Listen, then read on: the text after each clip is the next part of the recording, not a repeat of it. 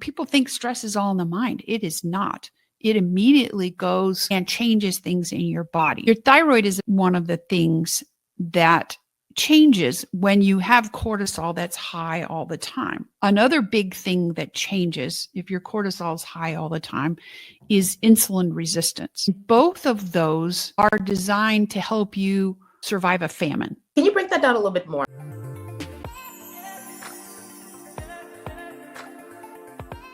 Hello everyone, this is Dr. Anita Lwanga. I'm here again with my friend Dr. Dana Gibbs. She graciously agreed to come and talk to us again.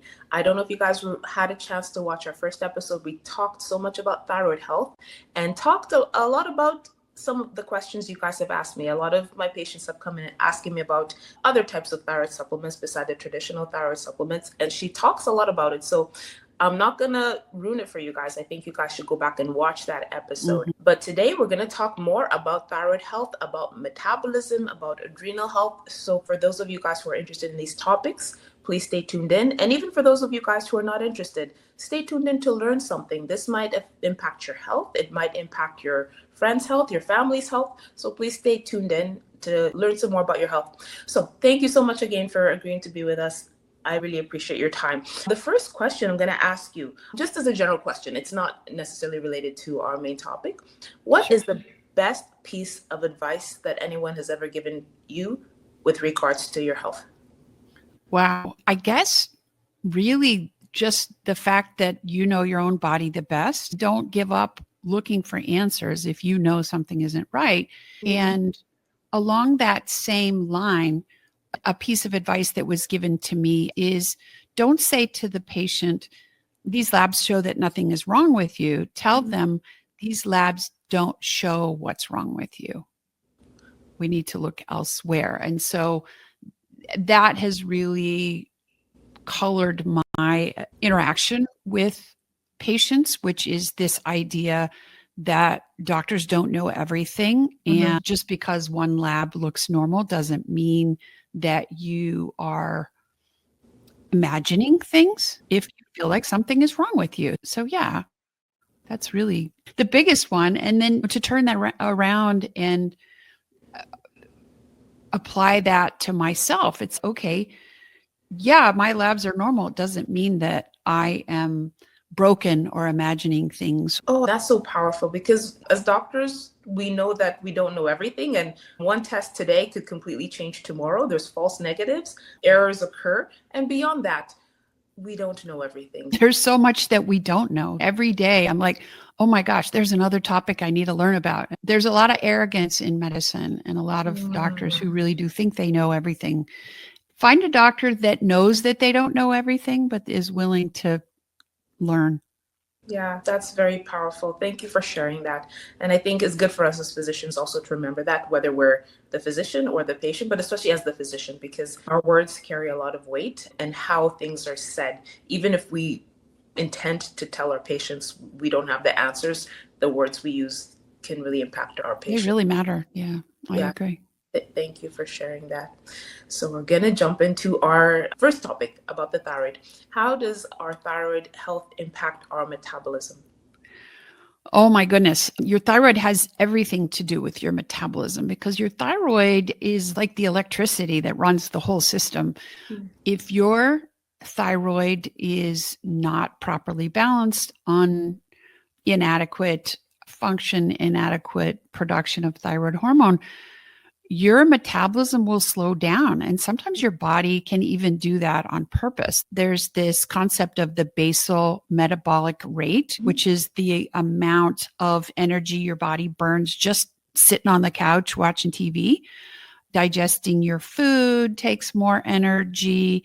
Moving around takes more energy. Thinking takes a remarkable amount of energy. People don't realize your brain uses up about 25% of the energy that comes in your body. And so if your energy system, your energy drive, your electricity, so to speak, if it isn't optimal, then all that stuff slows down. It's very hard to even make it through the day if you don't have that. So yeah, your metabolism and your thyroid, are inseparable, basically. Absolutely. So what are some things that people can do to make sure that they're supporting their metabolism and their thyroid health naturally, if any? Sure. Yeah, you absolutely. And we're going to get into this more. I know our topic today is going to be more how thyroid and adrenal function and stress interacts with each other, but making sure that your overall health is maintained by the habits that you have. For example, adequate and regular sleep. So important. Adequate nutrition, enough protein, enough vegetables, minerals, vitamins, and then managing your stress. Everybody's got stress. You can't say, oh, just lower your stress. That's silly. We have the stress that we have.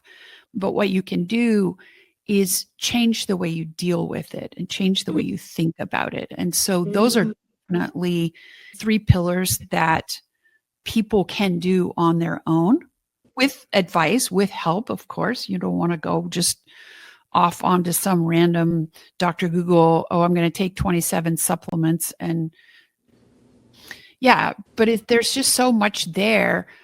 And when I talk about this to people, I tell people there's 4 pillars and then there's a foundation. And the 4 pillars are sleep, stress, diet, and as the foundation. Sleep is really foundational. And if you're not getting adequate sleep, there's not much else that you're going to do that is going to overcome that. So hormones, nutrition, exercise, stress management, and then sleep is the foundation of everything. And if those things are not built up, then nothing is really going well. And people don't realize how much hormones basically rule your body, rule your life, rule your brain even, but they're super important. Yeah, tell us a little bit more. I have more questions I wanted to ask about other things that you said, but since we started talking about hormones, tell us more about how your hormones impact your health and how, tell us more. What are hormones? Hormones are chemicals that are secreted by different glands in your body into your bloodstream to go to your different body tissues, mostly all of them, to say, do this, do that, grow, don't grow, get stronger, get weaker, use energy, don't use energy, all these things. And examples of hormones are like estrogen and the other sex hormones that we think of, testosterone, progesterone, and all of the submetabolites of those. And then insulin. Insulin is a hormone. Insulin is what allows us to uptake and use the sugar or the carbohydrates that we take into our body. Thyroid, of course, is a hormone. Vitamin D is a hormone. People don't realize that. And it's called vitamin D, but it's a hormone. It has actions on your immune system. It has actions on keeping your bones healthy. Of course, we know that one. It has actions on your mood. They've recently discovered that inadequate vitamin D is a really strong predisposition for depression, for example. And then the most important hormone, I think, is cortisol. And cortisol is the stress hormone. And we literally can't live without cortisol. Literally, you can take a pill of thyroid. You can survive for 2 or 3 months without thyroid hormone, with 0 thyroid hormone in your body. You cannot survive without cortisol. You will very quickly die. And so that's foundational. And cortisol is the stress hormone. And so it interacts with all the other hormones and it actually controls all the other hormones. And people don't realize that either. It's like the way your hormones are controlled, they're controlled by a part of your brain called the hypothalamus and the pituitary. And there are feedback mechanisms that, like when the gas gauge is low, it says, okay, let's get some more, and sends out what's called releasing hormones that go from your brain to whatever gland it is. And in cortisol, it's the adrenal glands that are making the cortisol. And release that cortisol. And cortisol is one of these things. So here's an example. Say you're sitting at an intersection and the light turns green and you start to go, and all of a sudden somebody just whizzes across in front of you. Oh my God. The first immediate, like within microseconds, what you get is adrenaline.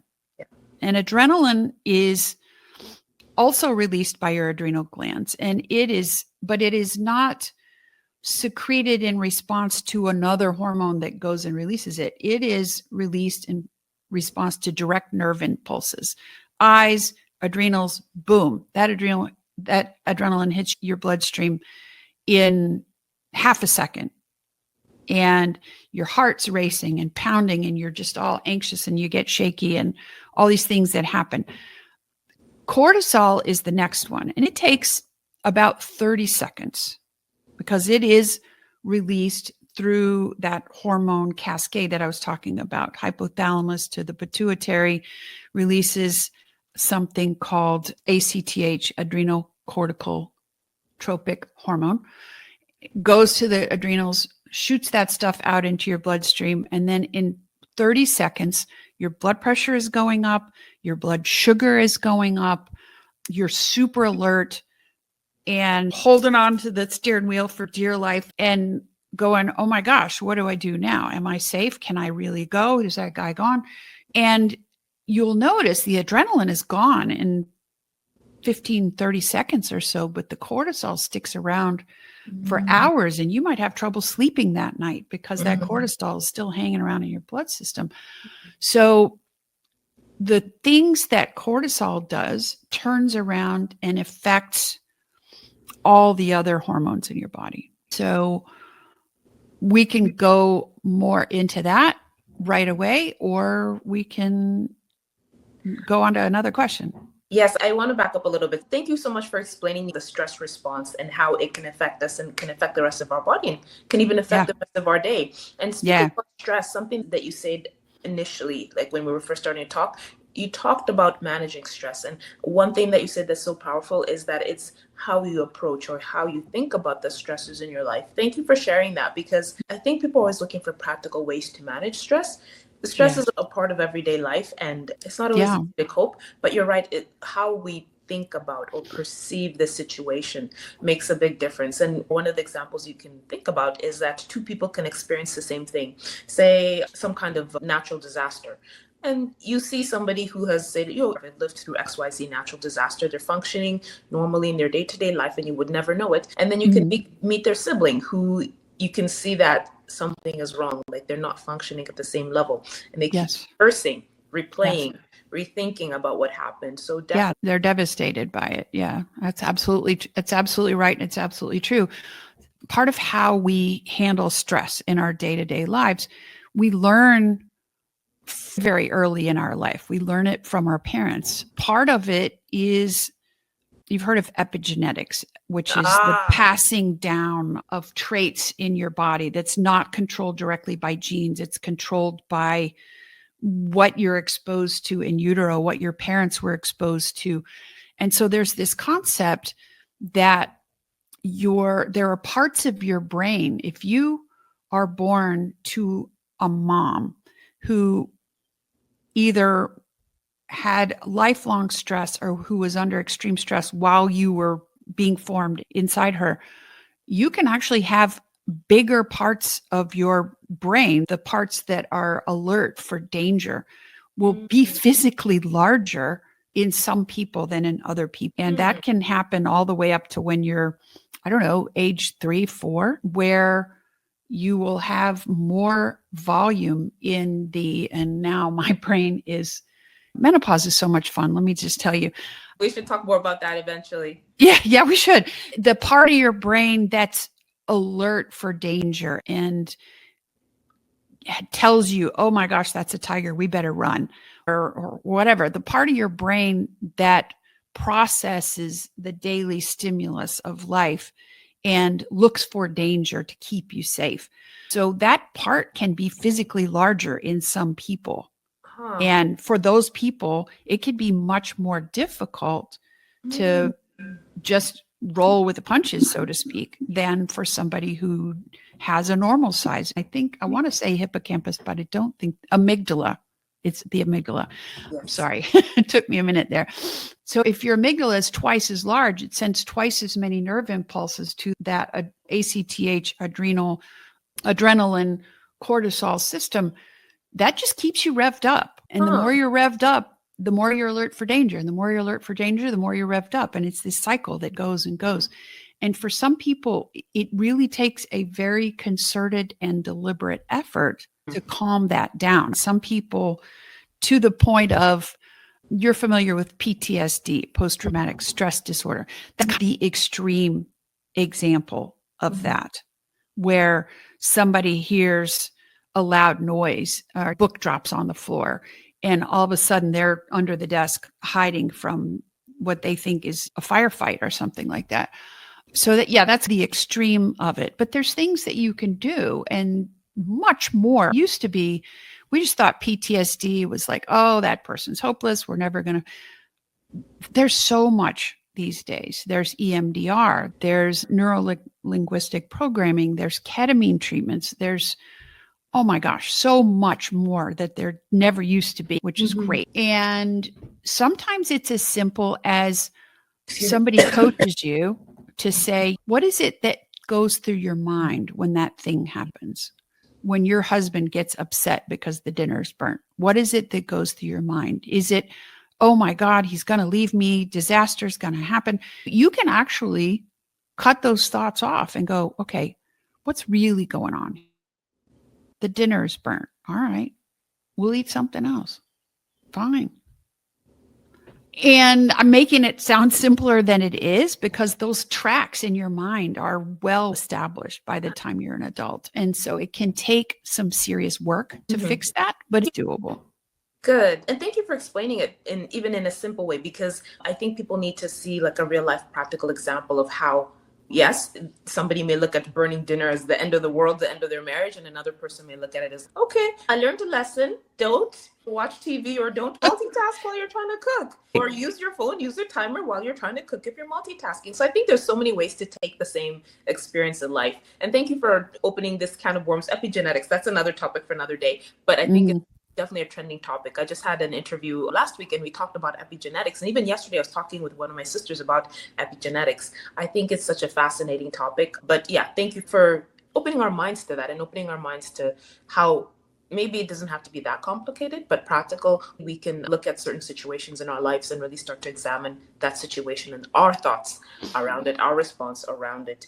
The next question I want you to ask is the connection between thyroid health and adrenal health, thyroid health or metabolism and stress. Okay. So we already talked about what an acute stress reaction looks like. Something happens, boom, your cortisol goes up.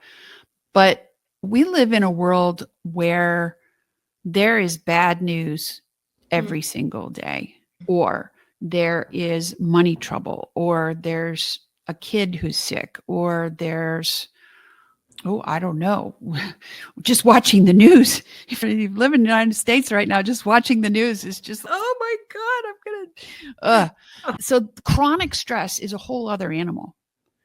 And our bodies, back in bygone ancient days, chronic stress was mostly about being unsafe, physically unsafe. It's, I'm going to go out to go hunting and I might die.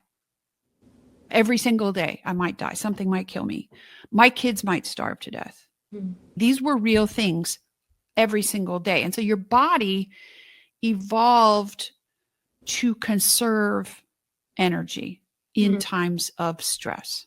And by conserving energy, I mean, let's expend as few calories as possible by making changes to your physiology. People think stress is all in the mind. It is not. It immediately goes and changes things in your body. And your thyroid is a big one of those things that it changes. Your thyroid is one of the things that changes when you have cortisol that's high all the time.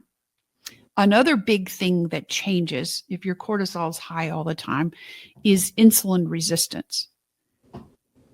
And both of those are designed to help you survive a famine.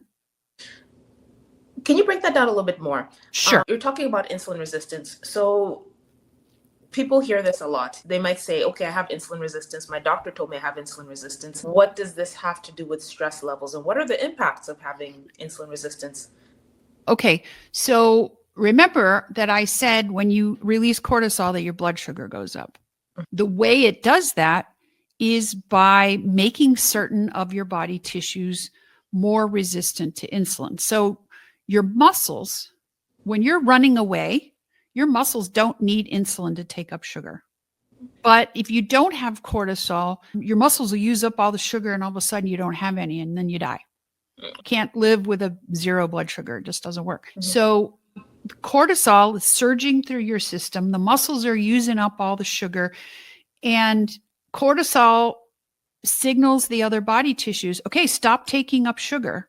And it does that by turning off the transporters. And that's what insulin resistance is. It's the transporters that carry the blood sugar into the cells. And so it tells your liver, make more sugar. It tells your fat, store more sugar. There's a whole lot of different changes that happen in insulin resistance that are triggered by cortisol. They're triggered by a lot of other things, but cortisol is one of them. And so if you have constantly high stress, one of the things that happens is that it drives you towards storing your sugar as fat rather than burning it all up, because we might need it later. We might need it this winter when there's no food. The other thing that happens is that cortisol feeds back to your brain, to your hypothalamus, and it tells your thyroid system, which is run basically the same way as it's TRH, TSH, and then thyroid hormone. Same place in the hypothalamus and the pituitary. So high levels of cortisol will actually feed back to slow down thyroid.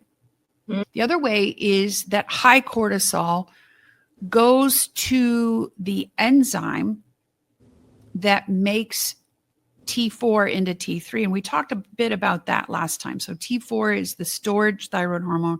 T3 is the active thyroid hormone. And you have to convert T4 to T3 in order to be able to use the thyroid hormone.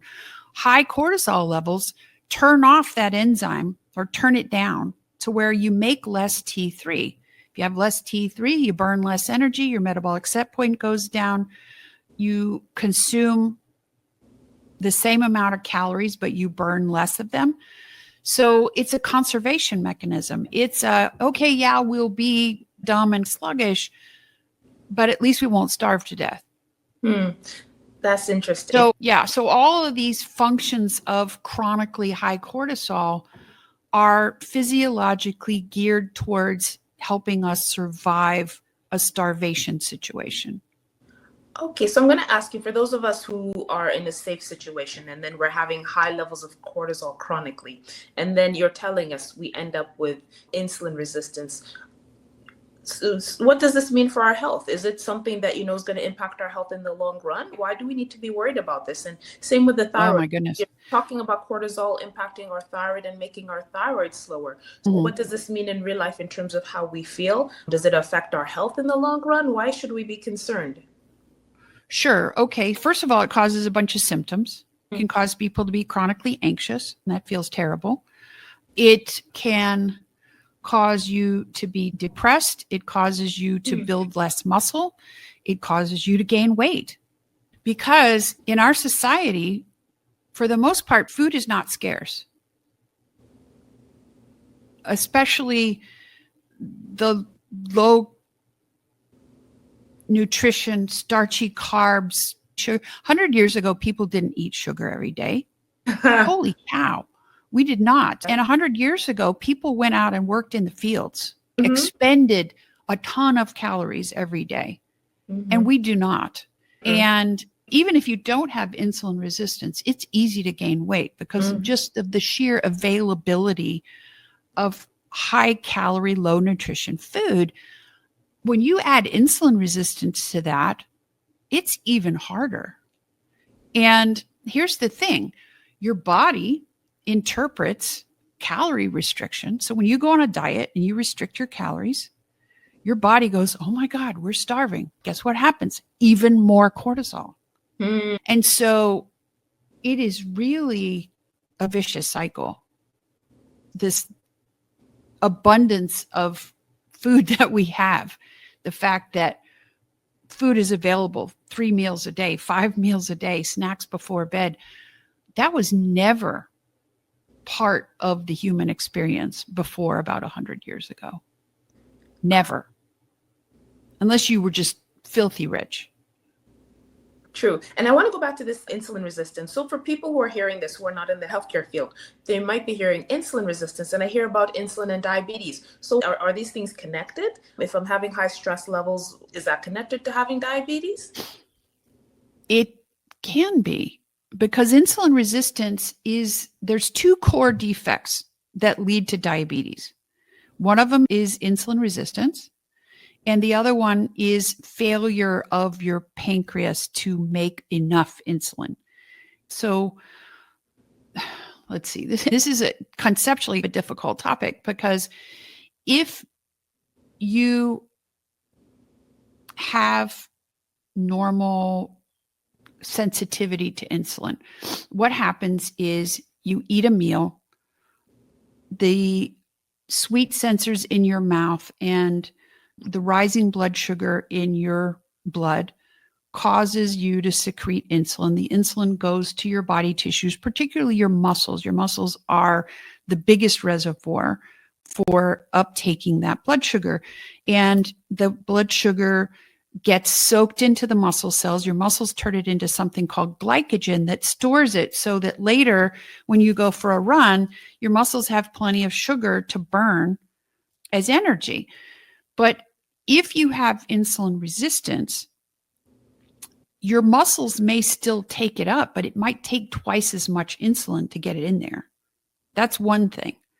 The second thing is, if you have insulin levels that are higher, they're twice as high, we said, on average, then your fat cells will release energy if your insulin levels are really low. If they get above about 20 is about the number that I usually think of, they stop releasing fat. But then when you get diabetes, it's even more complicated. It's like they release the fat, but at the wrong times, and it goes to your liver and it makes even more sugar. And it's just this cycle of crazy bad stuff. Insulin resistance makes your liver think it needs to make more sugar. And so people who have insulin resistance, for example, if you wear a glucose monitor that goes all night, like so you can watch it, the normal thing that would happen to somebody who's not insulin resistant is that your blood sugars will settle down to about 80 at night, overnight. But if you look at somebody who has insulin resistance, their liver's going, oh, we need to keep cranking out sugar, because otherwise those tissues, they might starve. And so you'll look, your blood sugar is 120, 150 overnight. You wake up in the morning and your blood sugar is already high. What the heck? I didn't eat anything. Why is this happening? It's your liver. So insulin resistance is a super complicated topic. I am not a diabetes specialist, and so I don't know everything there is to know about this.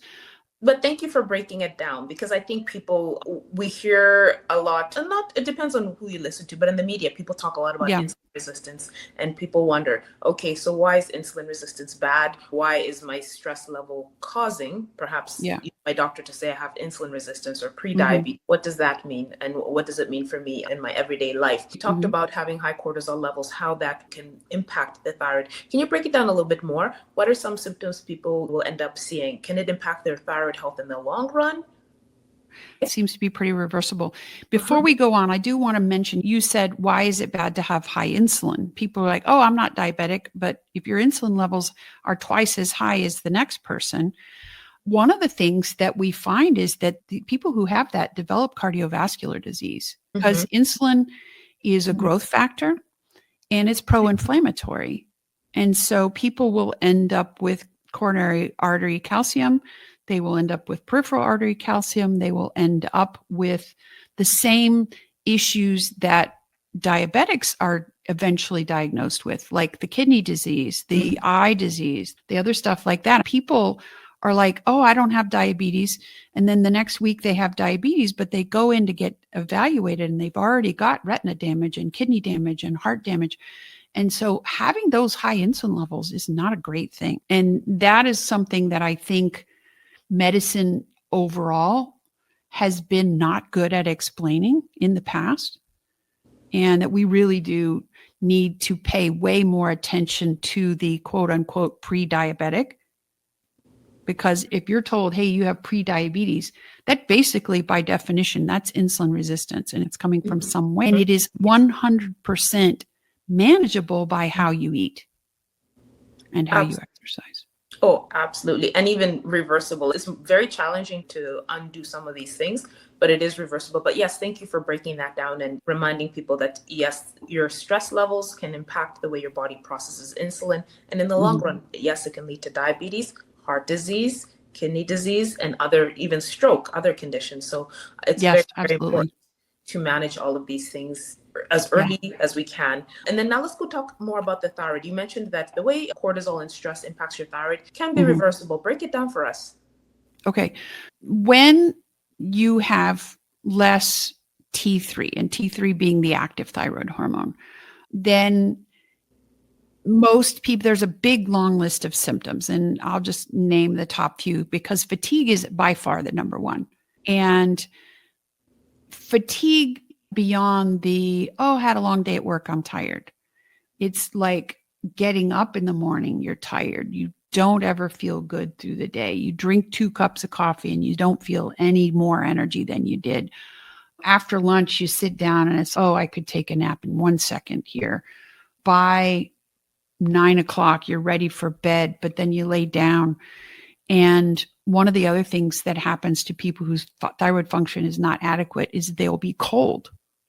Like their hands and feet will be cold. And I mentioned when we talked before that I had a lot of personal experience with being undiagnosed with thyroid for a long time before I figured out what I needed to do to fix it.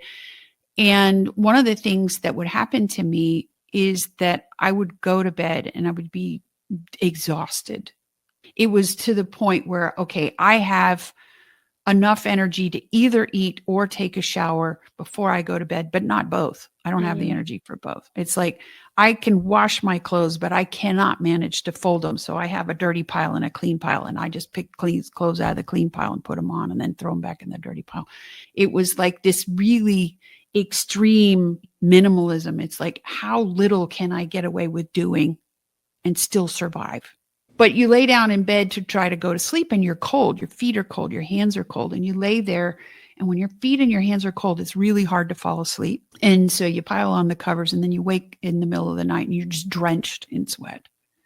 And so this cycle, it goes on and on. And so not only are you tired and sleepy, but you have trouble sleeping. So that's a biggie. And then a lot of people will have gut problems. They'll either have reflux or they will have bloating or they'll have constipation, sometimes to the extreme. They will have dry, itchy skin. Sometimes they will have skin problems to the point where they have hives all the time. They will have slow thinking. People call it brain fog, but it's slow thinking. Memory that's just not as sharp as it would be. Executive function not as sharp as it would be. And that's a thing that stays around all the time. You can be depressed. And I will tell you, not being able to keep up, 1, it's depressing. And 2, it's very stressful. If you are in a high stress career expectation, or you're taking care of a lot of kids or a big family or something like that, the stress of not being able to keep up just compounds and worsens everything. And so that's a lot. Boy, there's so many. Immune system function goes down. So a lot of people, I was an ENT doctor.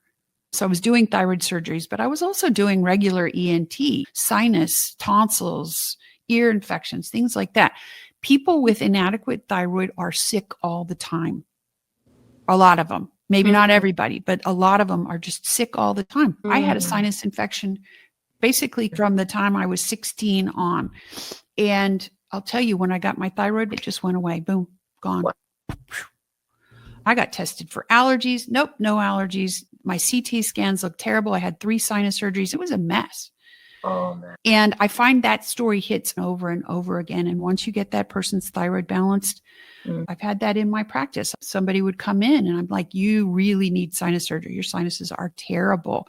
But hey, I notice you've got these thyroid abnormalities. Let's start you on some thyroid medicine. They're like, I'm a teacher, can't do the surgery till next summer. I'm like, okay, that's fine. And they would come back in the summer and I'd be like, it's too late to schedule your surgery. School's getting ready to start again. And they're like, oh no, my sinuses are fine. I just need a refill on that thyroid medicine you gave me. And I'm like, what? Holy cow. That's how strong the association is with immune problems. And yeah, and some of the other common ones are your hair's getting really thin, falling out. The sides of your eyebrows will basically fall out to where all you've got is two little tufts here right in the middle. People whose hair is so thin that you can see the scalp through the top of their hair, just this puffy eyes, puffy wrists, puffy ankles. There's all kinds of thyroid symptoms, all kinds. Thank you for breaking that down. So for people who are under continuous stress or chronic stress, how does this impact their thyroid? Is their thyroid going to speed up? Is it going to slow down? What are the long-term consequences? Ooh, okay, so a couple of things can happen. First of all, the cortisol, we talked about a little bit that the cortisol directly pushes down on thyroid production and thyroid conversion to T3, the active hormone. But the other thing that high cortisol does is that it pushes people's immune system towards autoimmune disease. And a lot of people know that if you get sick and you get like a lot of inflammation, say in your lungs, for example, and you go and they give you a cortisone shot or they give you steroid pack, that steroid is basically mimicking cortisol. And the point of doing that is to calm down inflammation in your body. But it's a two-edged sword because in exchange for calming down that inflammation, it flips your immune system over into this autoimmune disease, allergy kind of mode. So it's like you don't fight off infections as well. You don't fight cancer as well, but you get more of this, your immune system is attacking yourself. And one of the most common autoimmune diseases is Hashimoto's disease. And what's that? That's a disease where antibodies and your immune system attacks your thyroid and damages it.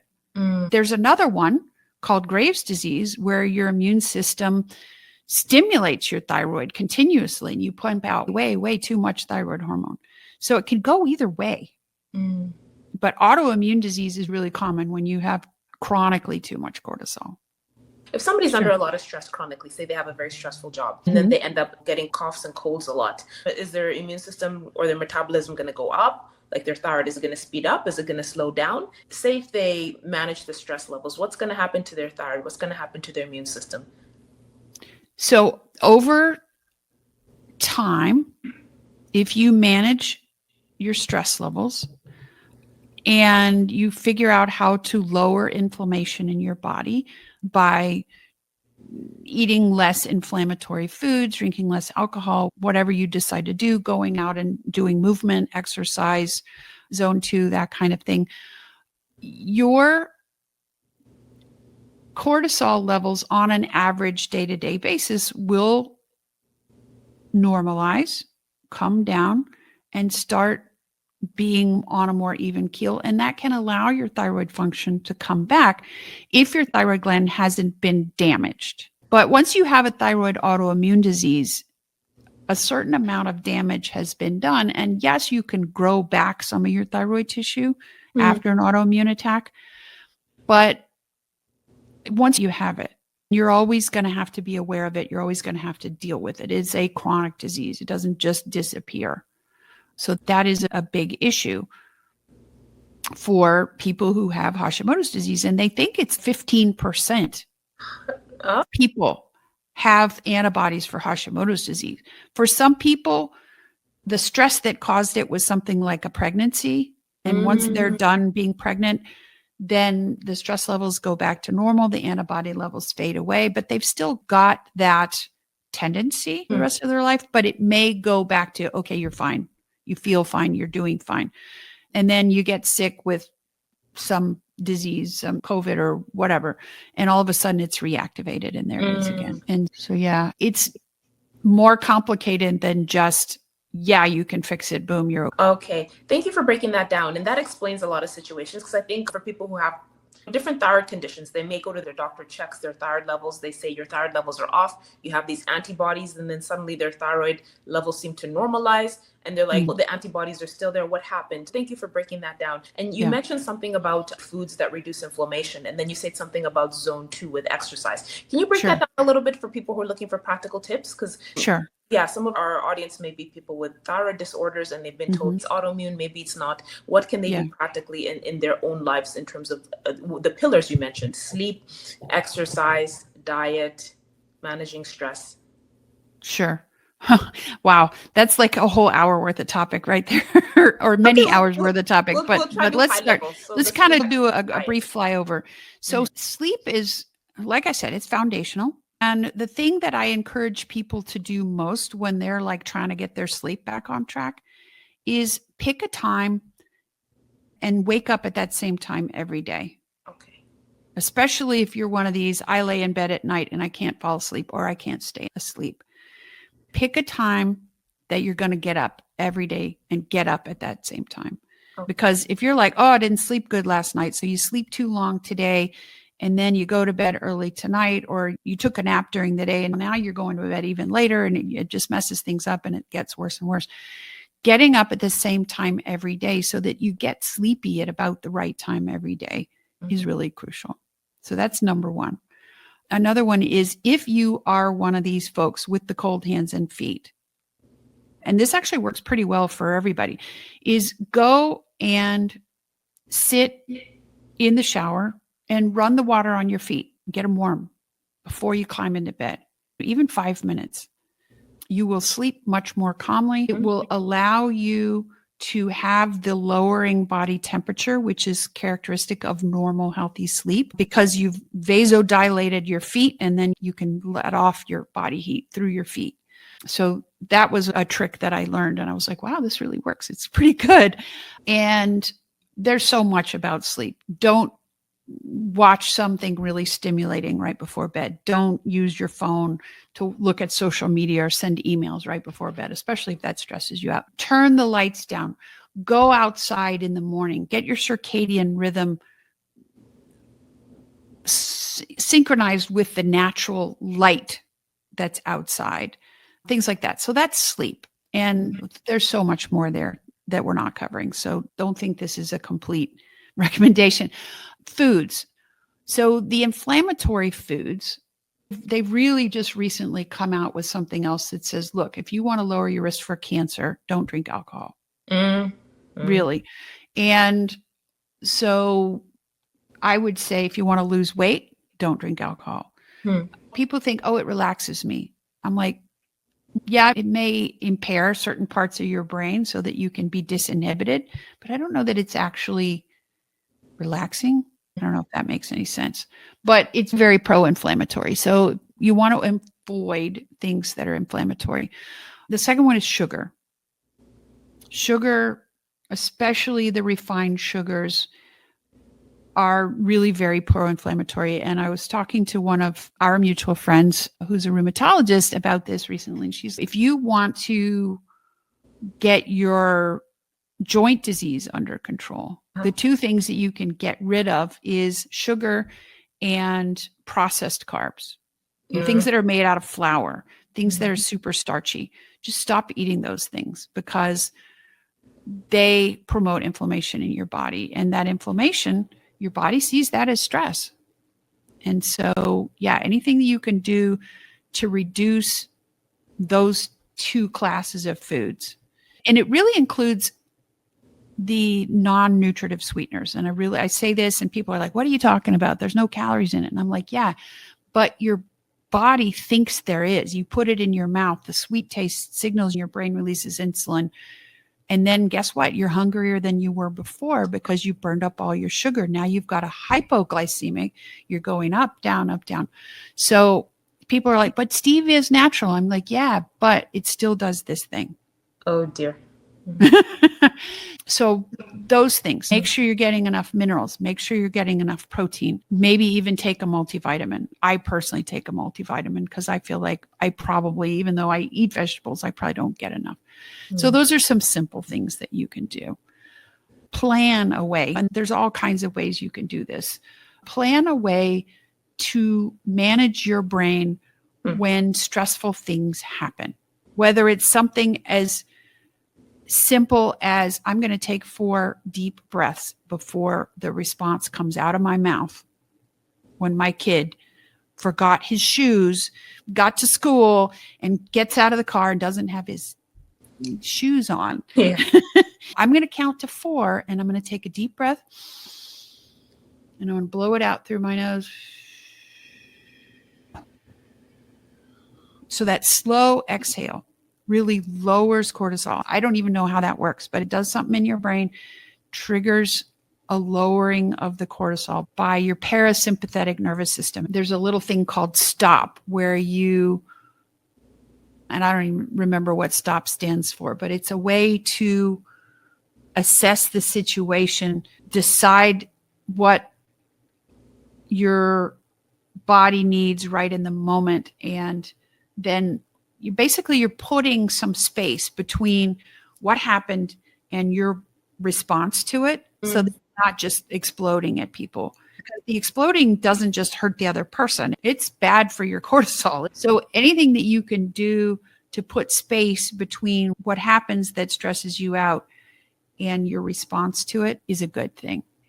So have some way of doing that, and then have some other way that you do, some practice that you do daily that helps you lower stress, whether it's walking out in nature, listening to classical music, getting on your rowing machine or your bike and just zooming along for 20, 30 minutes, doing a yoga class where you're stretching, anything like that requires your attention to be focused on right now, what you're doing right now, not worrying about something that happened before, not stressing about something that's getting ready to happen. But I am painting my fingernails. I am knitting. I am making a piece of art, something like that, to get you back into the moment. There's tons of different techniques that you can use to get yourself present to your current life and the fact that, you know what, I'm actually safe right now. Nobody's going to run me over with the car. I have enough food to eat. My kids are at school. They're okay, blah, blah, that kind of thing. And then zone 2. So exercise is so critical, but a big mistake that I see people make who are trying to lose weight, they over-exercise. And the problem with over-exercise, so a spin class where you finish it and you're just wasted. What's happening when you're doing that is you're releasing a ton of cortisol, and the cortisol is going to your body and it's doing all the things. It's turning down your thyroid. It's raising your insulin resistance. It's stopping you from burning fat, all the things that it does. So it's okay to have a little bump in your cortisol every now and then. But if you're overdoing that kind of exercise, you are not helping yourself. Zone 2 exercise is something like walking or running on a treadmill at a pace that is very sustainable for a long period of time, where you are at, I think it's 70% of your maximum heart rate, but it's not 90%. You should be able to, if you're walking on a treadmill, for example, you should be able to have a conversation with the guy next to you. Not easily, but you're walking along, you're working pretty hard, and they ask you, hey, how you doing? And you're like, I'm doing pretty good.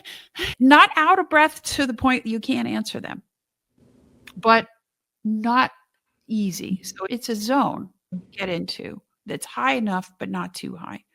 And 30 minutes of that a day is a great start for helping lower your stress levels and helping you burn fat, helping you build stamina, that kind of thing. That is awesome. Thank you for breaking that down. And I think anyone can apply these tips, whether or not you have high stress levels. But for those of us who have high stress levels, high stress jobs, or stress is stressful. But those are super practical tips. So just in summary, to help us reduce our stress levels, in terms of the sleep, I love what you said about making sure that you have a warm shower, because that will help cool our internal temperature, help us sleep a little bit better. I also love what you said about trying to wake up at the same time, and then eventually also trying to go to bed at the same time. I love what you said about reducing pro-inflammatory foods and reduce the alcohol, reduce the processed carbs, reduce the sugar, and then exercise. I was smiling because I can relate to that as well. Even though my background is in exercise physiology, I tried to do these crazy HIIT workouts, had difficulties losing weight. So I really love everything you said. And no matter who you are, it's very important to apply all of these tips to optimize your health. So thank you so much for breaking that down for all of us and sharing your tips. I really appreciate that. In order to respect your time, I'm going to take our interview to a close. But thank you again for everything you shared with us. For people that want to work with you, where can people find you? If they're in your area, they want you to be their physician, say they're struggling with their thyroid health, struggling with their metabolism. And for people who live in other parts of the world who want to hear more about what you have to say, how can they find you? How can they follow you? Sure. So the easiest way to look for me is on my podcast, which is called Beyond the Thyroid. And I'm trying to put out a new episode every week. And if I have any promotions running, then I will describe them at the end of the podcast. My website is danagibbsmd.com.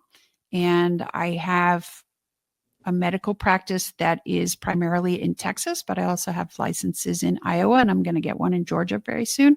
So that's exciting. I do offer some consulting, like health consulting for people who are not in my main areas. In order to do that, I do have to have a local physician that is your treating physician that I can work with, but I can make suggestions.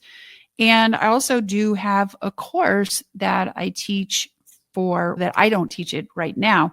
I am sponsoring it, and my mentor actually teaches that class. And so all of that information can be found on my website.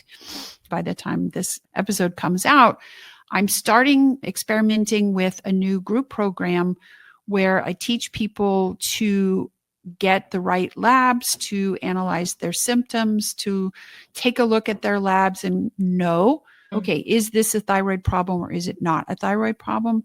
That's way beyond just the TSH and the free T4, because that's a big part of what I say to people all the time is you can't really know that you don't have a thyroid problem just by looking at those two numbers. That's super, super important. And so that group program is going to be called the Thyroid Clarity Checkup, and the information for that is on my website as well.